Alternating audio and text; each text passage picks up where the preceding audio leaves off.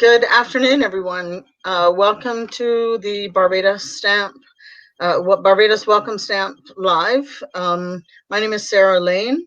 I am a moderator on the group, and I've been asked to help with this podcast, this information conversation that we're having.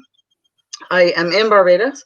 I am being joined by Annette West, who is in Edinburgh, and also Carrie Holligan, who is in Barbados. And we are giving you some information as to why we're here, what we're doing, see if we can answer some questions for you, and generally just have a discussion. You can feel free to join us, talk with us via our chat. We also are encouraging you to maybe join us at some point. These podcasts will run maybe once, maybe twice a week. We'll see how things go, giving information about the welcome stamp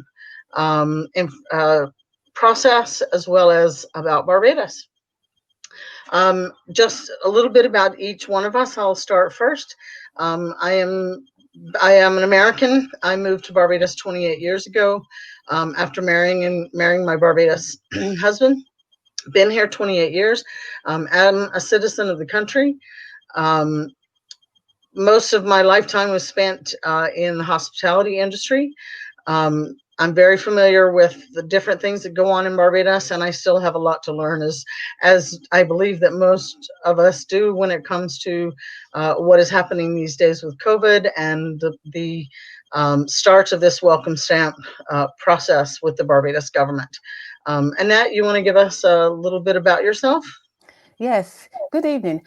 Well, I should say good evening because I'm actually in Scotland, and it's a pleasure to be here this evening at the start of this podcast and to be with you all. But let me tell you a little bit about myself. My parents were born in Barbados, and I was actually born in London. But it's always been a dream of mine to go back home, well, what they call home, and it's been on the cards for quite many years now. I actually live in Scotland and work in Scotland, but I also got involved with the Barbados Tourist Board. Because they're trying to do exchange of trade between Scotland and Barbados. Now, there's huge historical connections between Scotland and Barbados. So as I'm wanting to come out to Barbados, I thought I'll get involved in this project as well. So it's a learning curve for me because my intentions are to come out here, and I'm also wanting to be part of this as well. And I'm excited, and I'm also a presenter anyway. So I just thought I'll jump on here and add this bit to it. So there you go, Sarah. That's great. Thanks a lot, Annette. And Carrie, if you can give us a little information about yourself.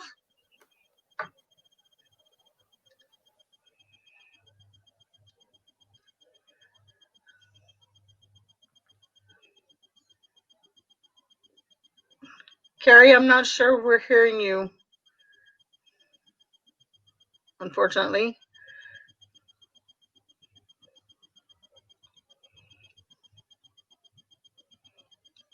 No, we're not hearing Carrie. Carrie's had a little bit of technical issue getting on today. I'll be honest, I was on a group meeting earlier today on a different platform, and some of us had some similar connectivity issues. And when we're dealing with technology, we all have these kind of things that end up happening. So hopefully Carrie will come back in and join us in just a minute. I just want to kind of give a really quick overview. I wasn't with the Welcome Stamp group when it all started. Charles Lewis started this a while back. And to be perfectly honest with you, I came onto the group. I saw it. I joined the group here on Facebook. And I'm a real stickler for no scam and no spam, and making sure that the right people are where they're supposed to be. And I mentioned to Charles about needing, if he needed an extra moderator, and one of the things to do was to assist with that. And he said, by all means, and let me in, and here I am. Can everybody hear Let's me just. now? Hi, Carrie. Good, you're back. That's great. Yes. Go ahead, give us some information about yourself. First of all, let me apologize. Technology is to blame, not me. So, like I said, I'm Barbadian by birth. My area is caregiving, really, and housekeeping. So, what brought me to Barbados Welcome Stamp? Well, first of all, Charles Lewis and we have the same alma mater, greatest school in the world, and he thought that I would be a perfect candidate for a program like this. I love to travel, have always loved to travel. I've been from Europe to the Caribbean to the Americas, so it's right up my alley. And also, I'm looking to more or less learn something new, do something different. You never know what you're good at. Post COVID, we always have to expand skills or learn new ones. So, this is what I'm doing, and here I am. That's great. It's always, being an expat, but having been here a while, I'm still not technically a local. So having somebody who is born and raised Barbadian is a great thing. I also love to travel. I was in the travel industry with the airlines and hotels and other things. So it's given me a great insight, I think, to what's happening these days and what all the countries are going through, and what they're doing. Um, Annette, we have a series of questions. Um, we'll have a bit of a conversation with regarding some of these questions. So we can kind of head straight into it. And I know Annette mentioned to me in a conversation we had previously that she has been working through this welcome stamp information. I am obviously familiar with the welcome stamp. I've tried to keep up with it. But Annette, can you kind of give us any insight to this process? Well, the thing is, the welcome stamp, you've actually outlined, there is a process to the out. I think what would be quite helpful is to talk about the process of getting the welcome stamp.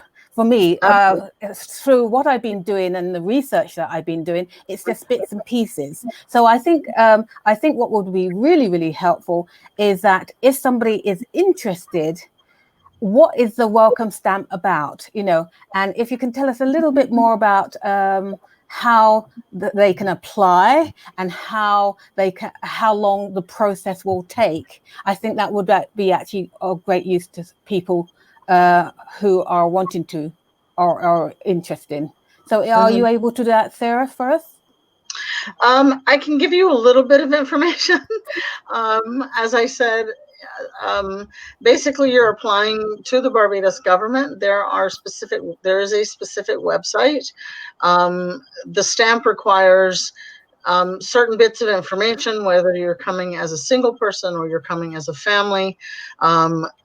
At the, there's always something in it. So it's a welcome. It's a visa. And so what is basically happening is that you will apply. You will apply to the government. You need to be working remotely to be able to do this. There is a minimum. They're asking that you have a minimum income of at least 50,000 US as your base income when you're applying for this. And you can come for 2 months or 3 months. It isn't actually valid for a year. With that in mind, some people are only coming for a short time, but they can renew it. I believe, if I understand it correctly, that even at the first year, towards the ending of the first year or your first tour, if you wish to reapply, you absolutely can. I am under the understanding that this is not something. This is originally brought about because of COVID and people's wish to maybe get from where they are. Mm-hmm, We mm-hmm. also we also live in a time of what they call digital nomads. So there are people that move about, Mm-hmm. and it helps them. There are some stipulations, usually on a regular visitor visa to any country around the world. You can't just work. Yeah. You're here as a visitor. Mm-hmm. The welcome stamp actually, believe it or not, allows you, I guess, legally to do your remote working. Yeah. What the stamp doesn't do is it doesn't allow you to actually work in a business on island or with a business on island. That's a whole nother scenario. So we're not going to go there. Um, but Yeah. there's a process now. I know from the start, Annette, that there were in your question there were people that got their confirmations almost immediately. Mm. Um, so that was a good thing. They would apply, and within a couple of days, 72 hours or so, they would know. It may or may not be I'm not quite up on whether or not it's taking any longer. I don't think the government is interested in keeping anybody who is interested in coming waiting. We have enough of that going on right now, but we won't get into that at this moment. But right now it is that we have a good group of people, expats. We have some Canadians, some Americans, Brits, people from different parts of the world. There are people who are on this group that are kind of hopping from one place to the next, from what I gather. Yeah. Yeah. Absolutely. No, thank you for answering that, because that actually brings me up to what I'm saying is that you and I know that the situation with regards to COVID is changing day by day. And therefore, obviously, the rules and regulations regarding the welcoming stamp have to reflect certain changes and certain things. But the time in terms of flexibility is really, really interesting, because when people refer to the welcoming stamp, it tends to be for 12 months, but you're actually saying that it can actually vary in its period and can be extended. Is that one of the things that's possible as well? Oh, absolutely. It was supposed to be 12 months, but It it can. can be It's extended. it's meant to be 12 months. I think that there are people that have what we like to refer to as putting their toe in the water. Mm-hmm. So maybe they have said we'll be here for 2 months, and they've extended, or 6 months, and then decide to stay for the year. We can ask the question: is there anybody in the group, anybody listening today, that might actually been through this process? Mm-hmm. They can let us know. Maybe they've only been here for a short time. That was really all they wanted to do, and now they've decided to stay. So this would be a good thing to know as well. Yeah. I think there's lots of questions like this, which will actually influence people on whether they take up this movement or not, kind of thing, in terms of the flexibility, in terms of what they want to do. So one of the things which is really, really interesting is that from Edinburgh here, people are encouraged to come, but I think from an individual basis, it's interesting to find out from people.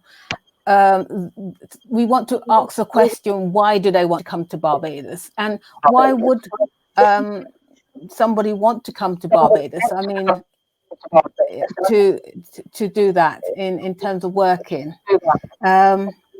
I know that's not very clear, but you see, it's for me, it starts with the individual, because the individual have certain questions in terms of the cost of living. What is the difference in terms of the cost of living where they are and then coming to Barbados? Mhm. It's difficult to outline, but is Barbados, say, like in comparison to the UK, the cost of living in the UK, is that so much higher, or? Um, Personally, I can't actually speak to that part of it because, in all honesty, I think, well, having been here long enough, I know that what we deal with in terms of cost and cost of living, um, to me, it's all relative. It's what you do, what you buy, what you eat, if you go out to dinner every night, where you live, what kind of accommodation you're looking for. Hmm. I think the first thing that you mentioned was, why do people actually want to come?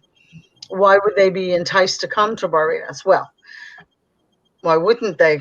We've got sun and sea and sand and beautiful weather. And of course, if you were here in October, November, you might not have thought so because it's been raining quite a bit, which we all know that we need to fill our aquifers. But um, these are all valid reasons. All those things that you see that our Barbados Tourism Management Inc. puts out there on the World Wide Web and in their marketing regarding Barbados is exactly why somebody wants to come. It's life is a bit different when you're here as a guest or as a visitor or tourist than it is when you're a Barbadian, and Carrie Mm. would know that. Charles would know that. Your life is different. So somebody coming on the welcome stamp kind of has it. Um, they have to work because that's why they're here, and they still have a job somewhere. It can be done remotely, so that's a good thing.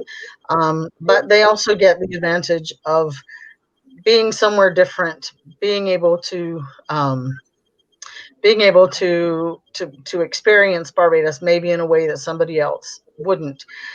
There's a question that's on our comments, asking if we know if guests that are in a tier 4 can leave legally from the U.S.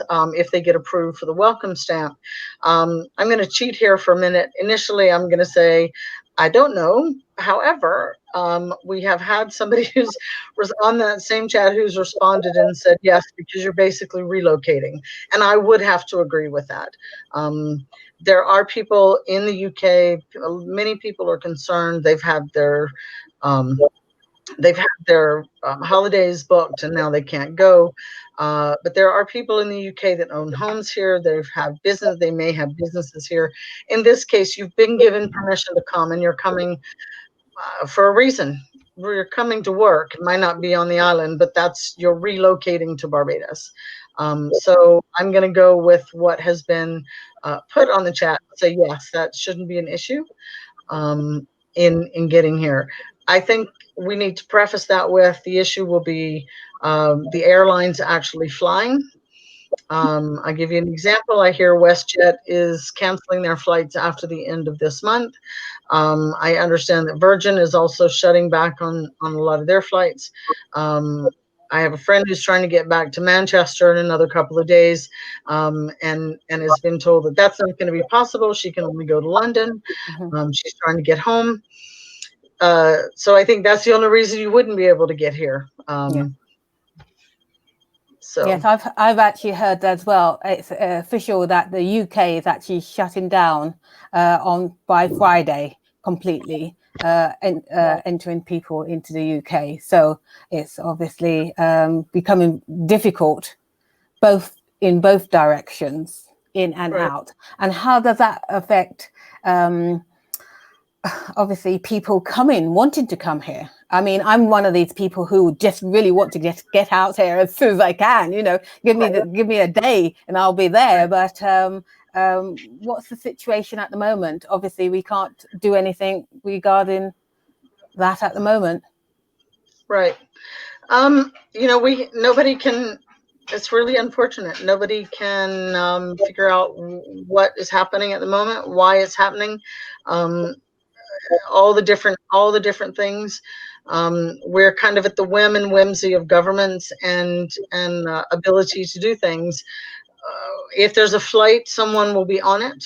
Um, there are people from the UK, people from Canada, people from the US that are here that need to get home. In this case, we're talking about England, and they're not going to leave people here. They're not going to. I'm pretty sure the British government isn't going to strand people. We did have last summer when our borders were Barbados officially didn't technically close borders. The government curtailed the use of commercial flights. We did still have private jets coming in as well as commerce. So we had cargo flights coming in, bringing the things that the island needed, etc.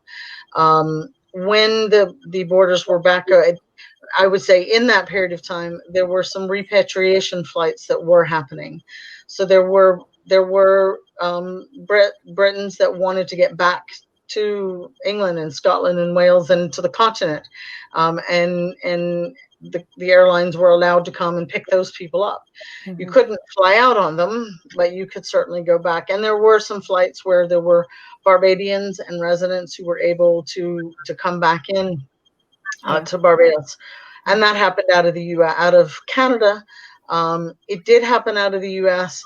not quite as much, which is the way it is, but that's as long as the commerce, as long as the cargo flights were still flying, then those of us who live here are pretty happy. But yes, it gets people to and from.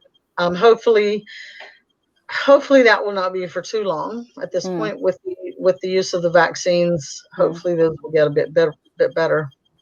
Can I bring Kerry into this conversation now? Because Kerry, I was actually reading today that unfortunately there has been more cases of COVID on the island itself, and the schools, even the schools, have been affected in terms of coming back and therefore going online.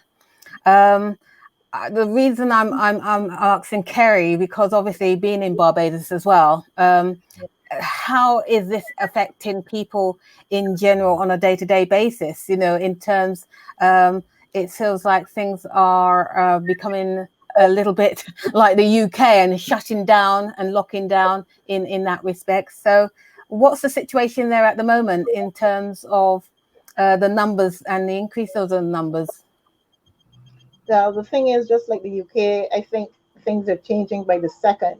That in itself leaves you feeling like you're standing on quicksand. There's no planning. You can't really make plans about anything in the long term because you never know what's going to happen. Travel mostly, as it relates to school.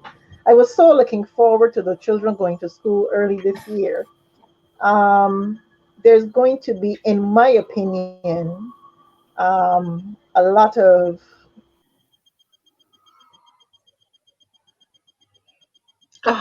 Oh dear, we've lost her again. Oh gosh, while we're waiting for her to come back in, there was we have a couple of questions that have popped up and some statements. Obviously, what is the purpose of the Barbados Welcome Stamp Facebook group? And that's a really good question because we're really here for transfer of knowledge. You've got the people who have come in on the stamp can give information on how they proceeded to do that. When for me, for example, I hope that I have enough knowledge, and if I can't, I'm usually pretty good at finding out if somebody has a question, where to find this, where to find that, doctors, schools, all of the information that people are asking for. We have admins and moderators on this group, and then obviously we've allowed for the purpose of this group isn't to just be about the welcome stamp people. We are open. The group is open to the welcome stamp people, visitors, Barbadians especially, because it is that transfer of knowledge that can happen in this kind of setting. Yes, and we're trying to encourage people who are already tourists as well to actually be on Facebook with us as well and share their experiences and share what they need. And we also want to also bring in a lot of the people from the medical side, from the health side as well. Get people to actually share what is going on in their area and their sector in terms of what's going on as well. Yeah. Hmm. Sorry about that, just now, ladies. So like I was saying, we are watching to see what kind of effect it will have on kids in the long term. Because right now, I can speak personally. My son doesn't do well with online classes. He's only 6. There's only so long he can sit in front of a screen. And generally, school was a place, as we know, of safety and security for some children. So home was not always the best place. There's that issue. And generally, children like to be free and running around and in the presence of other children. So COVID-19 may not be, we may be safeguarding ourselves from the virus, but the flip side of that is that there may be some other issues that may arise post COVID. That's sadly what it is for both parents and children. Hmm. Hmm. And as again, back in Barbados, I was also reading that there's a couple of events next year, not next year, next month in February, AgroFest and Home Fest as well, which have Hmm. been cancelled, Right, which gives an indication that the things which would normally go on, which leads me Right. into saying, in terms of when people come to Barbados, they want to sort of socialize and they want to have activities going on. And obviously, this has going to be having a big impact on some of the social activities which are set to come. yep, it's true. AgroFest was one of the bigger events, and we all look forward to that. I really don't know what's going to happen. We don't know what's going to happen going forward because you can't stop human beings from Yeah. socializing. It's practically impossible. I think a lot of us feel like we're in prison right now, and that is one of the challenges that I think all the powers that we need to look into is that a lot of this isolation and solitude is against human nature. So naturally, you want to go to get out. You're going to get cabin fever often, especially if you're a person who is accustomed going out. So some measures are going to have to be put in place to help with people. There's been a bigger call for mental health therapy at this time. I've seen a lot of that Yeah. for people who just can't cope. And it's not necessarily that. I think personally, it doesn't matter what environment you live in. If you're staring at 4 walls every day, if you can't cope, you can't cope.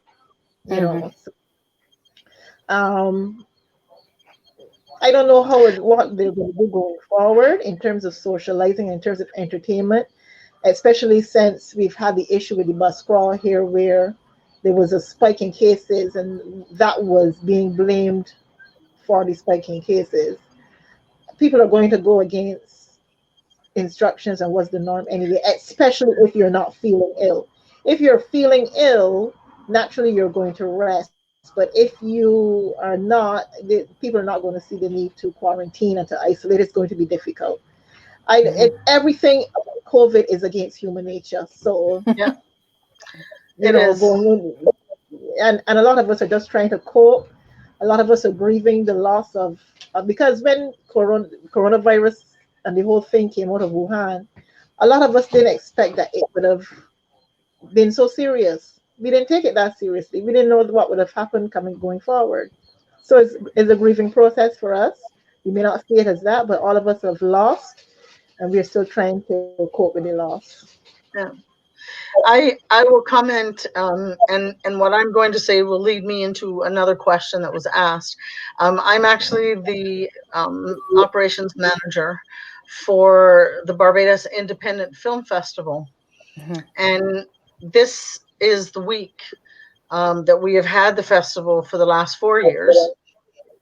It was to have actually we've been planning since last July for it to be this same time because we weren't thinking that there was going to be an issue this long.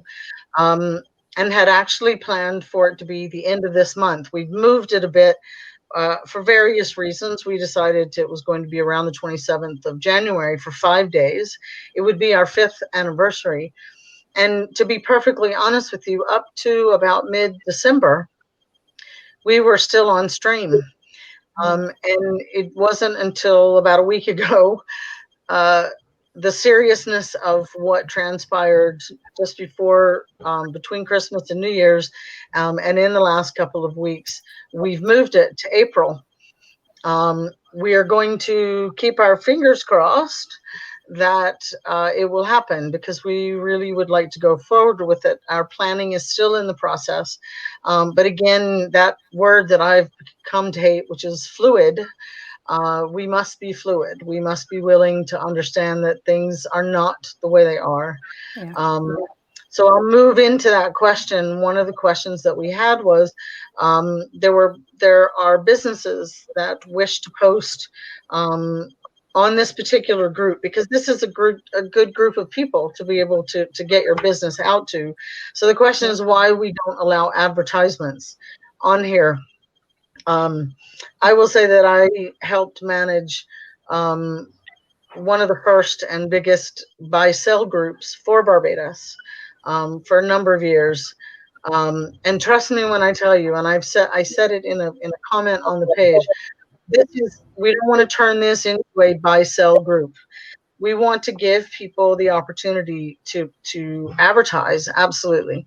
But if we allowed for everybody to put their advertisement up, there wouldn't be any space for anything else. So we do allow for people to, if somebody has a question, if somebody have a bicycle rental, or what's the best car rental to use, by all means, if you have somebody that you know that does that, or if you yourself know that you yourself do that, if you're part of a business, restaurant, or a car dealership, or a rental company, whatever, people are asking for accommodation.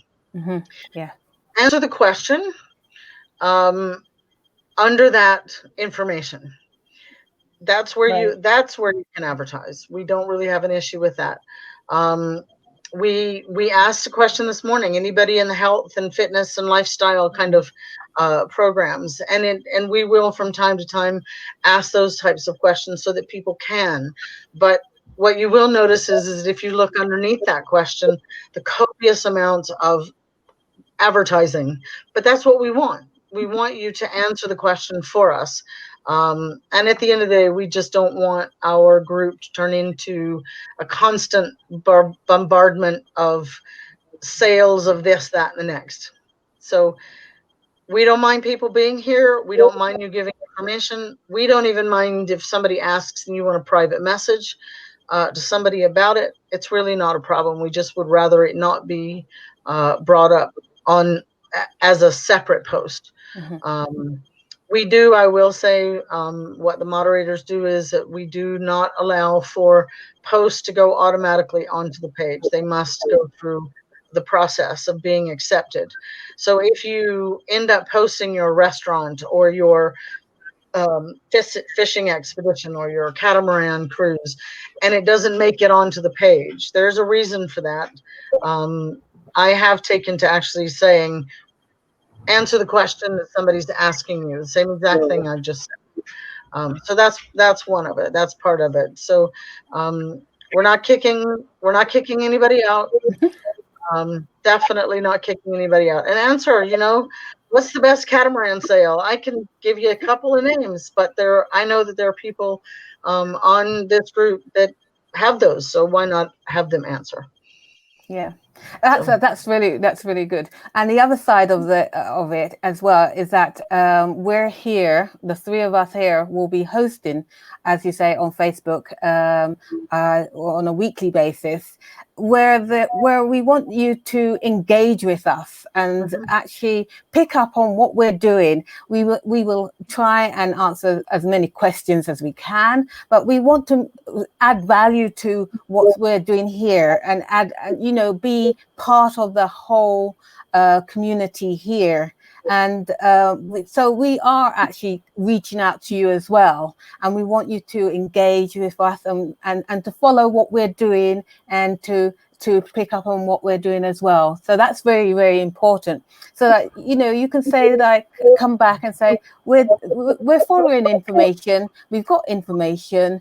We can either help you or we can't help you. But as Sarah was saying, it's not about advertising. It's about adding value to what we have. Absolutely. We do have another question. We've had some, as said, we've had some comments from people who've been through the welcome stamp process. Let me reiterate that I have actually been in. I'm an American. I can speak Bajan if you really want me to. I think I've been here long enough. But I haven't been through this process. So we absolutely welcome anybody's information that has been through this process, from when they decided what were their choices, why did they make this decision, and how long did it take, what did they have to provide. I mean, we can sit here and go through what we've seen and what we've read, but really to have people join us in this, in being able to go through what the process is to actually get here. It's not that easy. You got to pack up and move. You may not be packing up and moving for a full year. You might only be coming for a couple of months, but you still have to, there's still the process and it's still going through it. One of the questions that's popped up that's asking is about how difficult it is for welcome stampers to get kids on into the schools in Barbados. One of the attributes of arriving in Barbados on the welcome stamp is that you are allowed to have your child in school. Normally, if someone is here, well, you wouldn't put your child in school if you're here on holiday. That's not the reason for them to be in school here. You're not technically here long enough, because there are stipulations as to the length of time a person can actually be here. 3 months, 6 months, depends on where you're coming from, that kind of thing. 28 days in some cases. But when you apply for a welcome stamp, there is, somebody can correct me if I'm wrong, but I am understanding there is a provision through the government to make application to private schools, government schools on the island, kind of as you choose. I think the most difficult part about it is actually getting into those schools, understanding that if you're coming from the US and Canada, the system might be a bit different. If you're coming from the UK, the system might be a bit more familiar to you. There's one private school that is more IB based, that may be closer to something that you're used to, those types of things. So there's an exploration, and there are lots of Barbadians who've been to all of them. And there are lots of expats who are here for various reasons. They're here for work, they're here for work. They may have been here for a year or two, and they do have children, and they need to get them in school. And so that's where this wealth of knowledge also comes from. And everybody has an opinion on what school the people need to go to. So, and we welcome that. Okay. Yeah. Yeah, I'd like to take the opportunity to say that I'm in Scotland, in Edinburgh, and in the UK, which is part of the UK, and a part of the welcoming in 1966, Barbados became independent. Now, this actually has a big influence on what's going on, because when they became independent, they also have different sort of things and different supports. For example, I'm thinking in terms of health. There's reciprocal arrangements, which is by the government, in terms of health treatment. And now I'm interested if you came across and and we're talking in terms of insurance, what sort of insurance will we need, or what sort of health support will we get for as a person coming from the UK?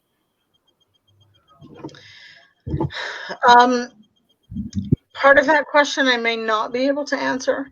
I know that I believe with the welcome stamp that you should seek insurance from your home country. I will say that I have been told recently that a particular insurance company or group has actually established. Um, Normally, I would have said, first of all, as a visitor or as an expat, unless you're working for a company, you can't get insurance in Barbados. You're not going to be covered. In this case, I understand that is not the case. That there is, and I will have to go through the information, but I understand that there is a company that has been working to make sure that the people on the welcome stamp, I'm guessing that can prove that they're on the welcome stamp, can get insurance. That insurance would obviously, I would guess that they, like any other insurance company, would have a range of product, whether you're just looking for health or if you need something for a car or whatever. But I understand that there is a company. When it comes to healthcare in Barbados, we do have a free government system. Right. It is, in this case, it would be for Barbadians. For free service, you can, Barbadians will go to their local polyclinic to see a regular doctor. There are different things, you can have surgery in the hospital for free. That's the bottom line as a Barbadian. Several years ago, there was a reciprocal agreement between Barbados and the UK that allowed for British citizens to actually be treated in Barbados. I don't know if it was free or if it was a lot less money. I'm not 100% sure where that happened. That agreement, however, went away a few years ago, so that no longer exists. But I was very happy actually to hear, and someone had to correct me, which is what this is all about. That this particular company is allowing. I'm assuming that they have worked with government to be able to offer a package of insurance to the people who are here on a welcome stamp. I don't have that information quite at hand, but we can certainly find that out. Definitely, because the thing is, with coronavirus, if you come here and you become sick or contact of corona and may need hospitalization or treatment, we need to know what the situation is quite clearly, what's been on offer or what can be provided as well, and to make that clear. We just had one of our people who's actually online. This is why we're here, people. CGM Brokers, Daryl Chandler. That's the person at CGM that you want to talk to regarding insurance. We will take that information and maybe we can get somebody to ask that question and we can add that information. Or maybe we can get somebody in to actually we can actually try and approach them and get them to come in and do an interview with us, so that we can ask all those questions that we're sort of thinking about. Yeah. I want to add regarding going to a private doctor. I found I have a doctor I've been using for probably 10, 15 years in different locations.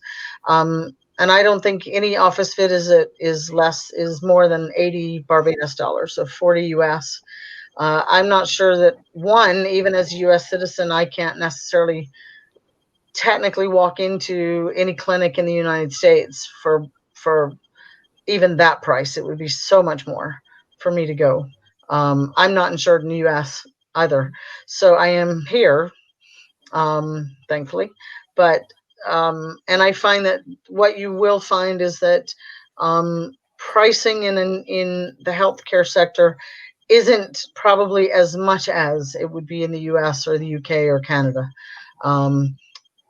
Being a citizen of Canada, or the UK, you are probably going to get those things for free or relatively cheap because you're not a citizen in Barbados. I don't think they're going to I don't think we jack up the price here just because you aren't from here.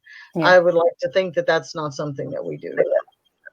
Yeah, it's something that we really do have to take very seriously and actually look into and be quite clear about that. And the other thing is that from reading from the newspapers in terms of testing as well, this is something that we really have to look at because there was a backlog in terms of testing.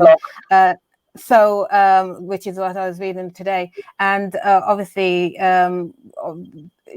testing and even on a regular basis, people getting tests is quite important, and to know what the position is in terms of these welcome people stampers, which I love to refer to them as stampers, kind of thing. Well, Barbados welcome stampers, kind of thing, fall into that category. They've now got a new category of their own, and to know what the position is and what the situation is for them. Right. The government has been giving us updates on this. It is an unfortunate situation that happened.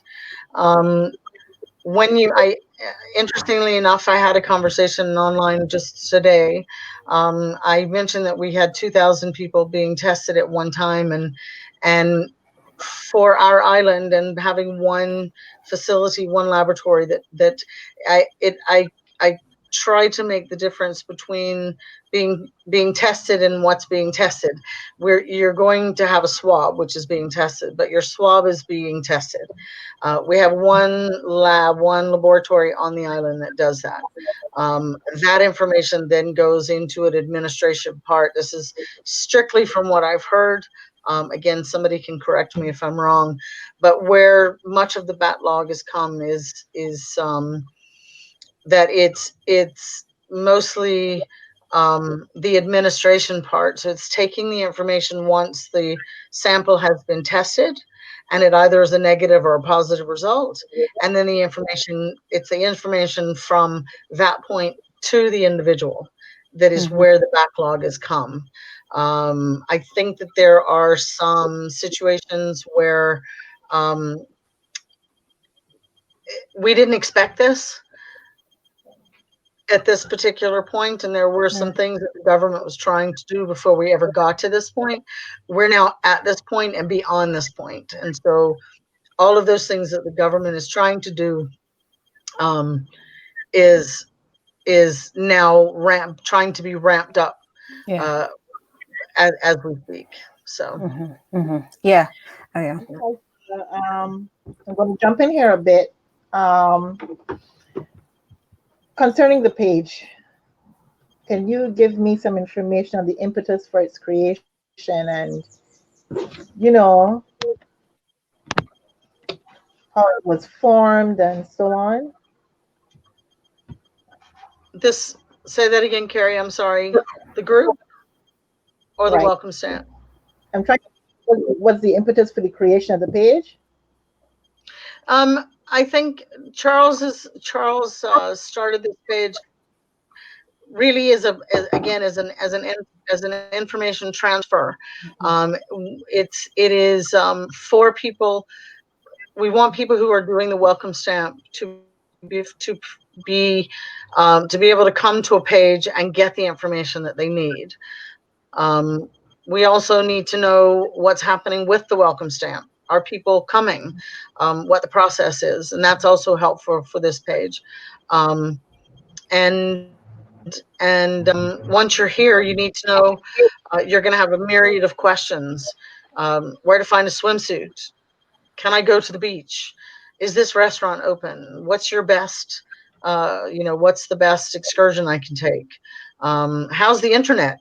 We've got people asking, how's the internet? And that's the reason for this page. That's what we're here for. Carrie, I will let you answer this.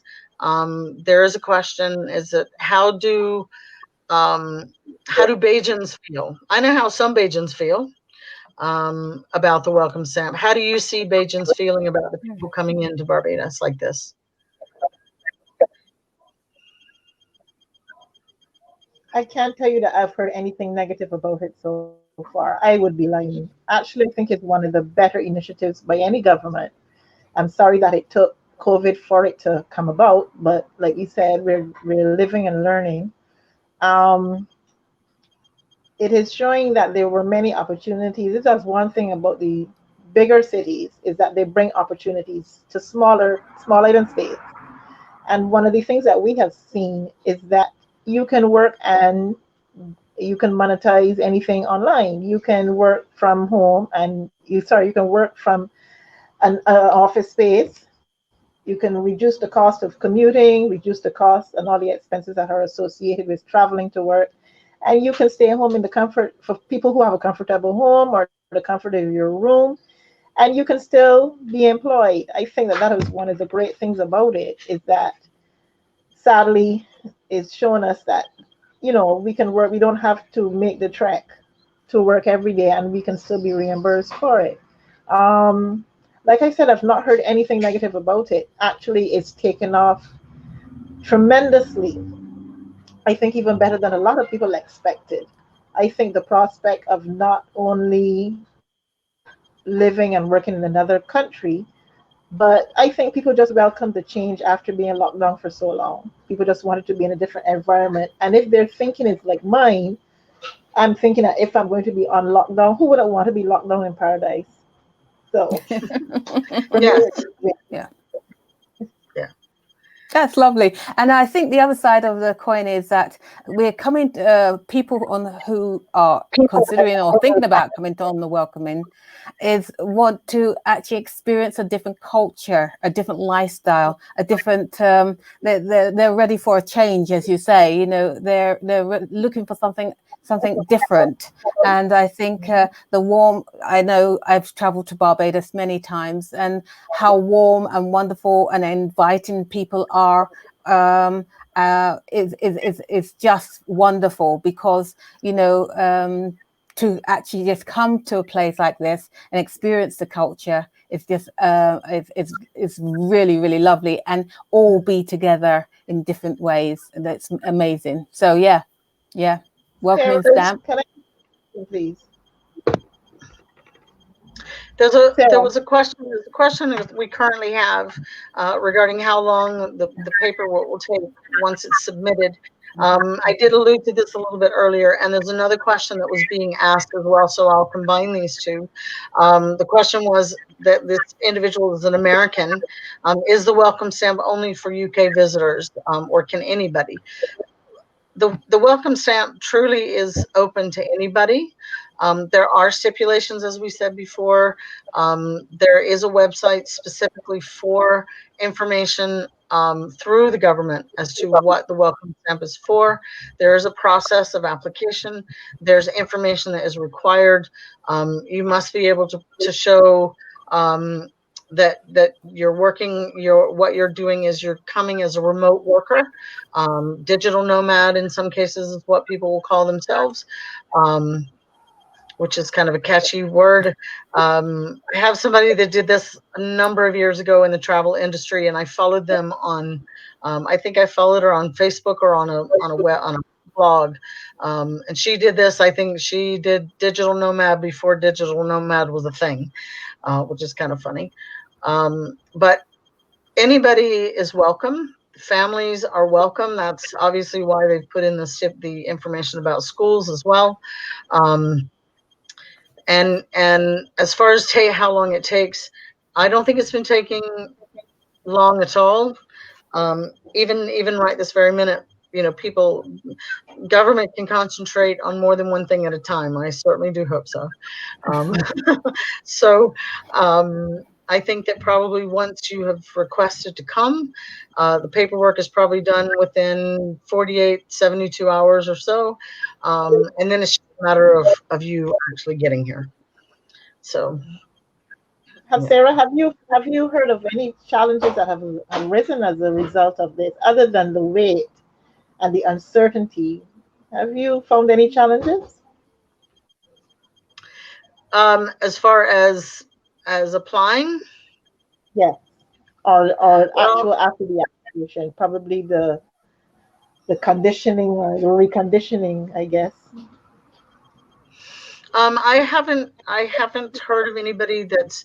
It's been kind of interesting to watch people on different groups who have come to Barbados.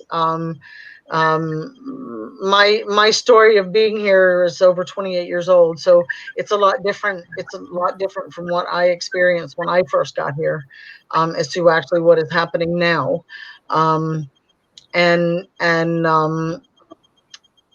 even now the difference is, um, what you're finding is people are looking for accommodation. They're looking for fast internet. Um, we we have asked if there's a high speed internet to the Caribbean. To be perfectly honest with you, I'm going to have to come out on a limb and say, in some cases, we already have fast internet here. Um, I've got friends in Canada who come down here every single year, and she prefers to work. She is actually in the business of social media, um, and she many times finds it's a whole lot better when she's here than she is when she's at home. So we have fast internet. I think it just depends on where you're getting it from, whether it's through Wi-Fi or hardwire or however you're getting it. I will really go out on a limb, and this is just my take on it, because this is where, as a Barbadian, the Barbadian side of me comes in. Um, People are asking and coming on, and they're asking questions about rental. They want a beach, close to the beach, 2 bedroom, and they're willing to pay 2,500 US. And I honestly have to kind of sit back and go, that's lovely. You're willing to pay $5,000. And yes, I understand the concept of you need to have it fully furnished or marginally furnished, for you to actually be here. You don't need all the bells and whistles, but you do need the bed and the couch and the chair and the things in the kitchen, and all that stuff. My concern as a Barbadian is that it might up the cost of rent for a Barbadian. That's Um, right. I can't afford to live at the beach personally. My husband rused the day he didn't, 30-ish years ago, decide to buy that piece of land somewhere on the West Coast, uh, or even the South Coast. Just didn't happen. But for me, I can get just about anywhere in 20 minutes. So that's not a big issue where that's concerned. Um, so I think I think the best thing about this page is if there are issues that people are having. So, for example, if you are unable to find that where you're living has very good Wi-Fi, or I did see somebody ask for a separate accommodation. They've been here for a couple of months, and they're finding out now that the accommodation they have really hasn't lived up to the expectation. So they want somewhere else for the next month and a half. Um, Correct. there are going to be issues. There are going to be cultural issues. What you're used to, what you're not used to, what's brand new to you. Um, the fact that you're not going to have a uh, um, electrical outlet in your bathroom. Has Mhm. anybody noticed that there are no electrical outlets in bathrooms? Um, Yeah, yeah. Maybe. Really, Okay, because the okay. government because the Yes. government says you can't have one. Ah, Um, yeah. well, Listen, I just wanted to just slip in just a little quick question, which may not get answered tonight, but something just to ponder upon in terms of banking here. This is more of a question in general, is as a welcome stamper, do you need to open a bank account in Barbados, or um, can you just use your own ways? Is there any stipulation that you have to have an account in Barbados or anything like that at all? I don't. I think it's completely up to you. I think there are some people who have.